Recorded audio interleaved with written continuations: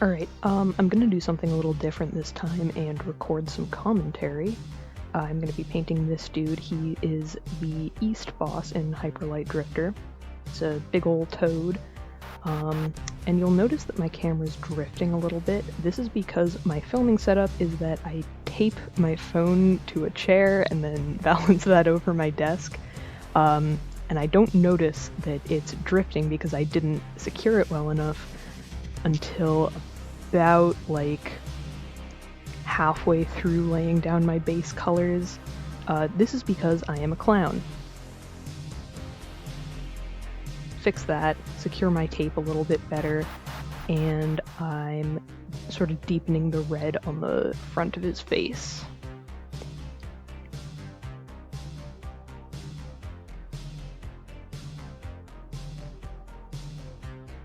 So another mistake that I made is that this paper claims to be multimedia, claims to be pro-life, dies anyway, but it is not for watercolor, and it's not super absorbent, which means that when I would put the paint down initially, it would be just sort of a puddle on top.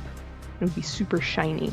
So until the paint dries, it's a little bit hard to see some of the colors, especially the darker ones.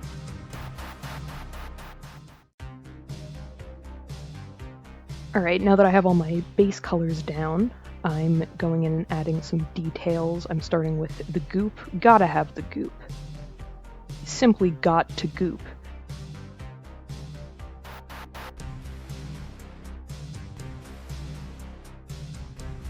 So I'm adding some color variation to the goop. It's a goop heavy piece. Yeah, add to the eye. That made no difference, but you know, whatever makes you happy.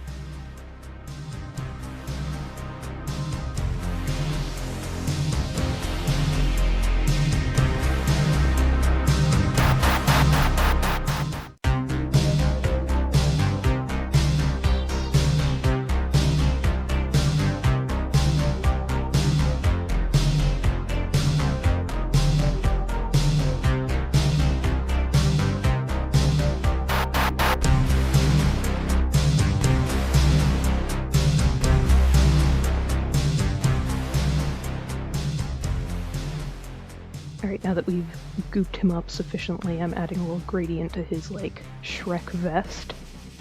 Adding some of the smaller details on his face. And then you can see in the game he's wearing a couple of otter people as a scarf. Not sure how PETA would feel about that one, but I did murder him, so hopefully I'm good in their book. He also has a little snack right before he fights you in the game, hence the blood. Gotta get his protein in. Anyway, now that I have all those little details in, I'm just sort of going back and adding the very small details like the highlight that I gave him on his face, darkening the shading a little bit on his bulbous jaw thing,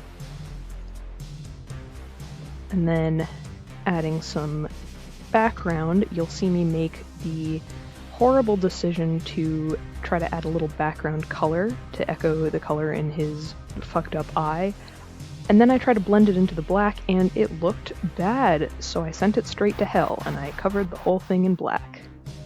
And I do think it looks better that way, but we all know artists love nothing more than just a solid black background. Looks dramatic, covers your mistakes, you don't have to draw anything in the back. Alright, and then taking the tape off, and here he is. I will probably do another one of the Hyperlight bosses next, so if you have any particular preferences, just, I don't know, let me know, drop a comment, a signal in Morse code. Send me a carrier pigeon, I don't know, whatever you want to do.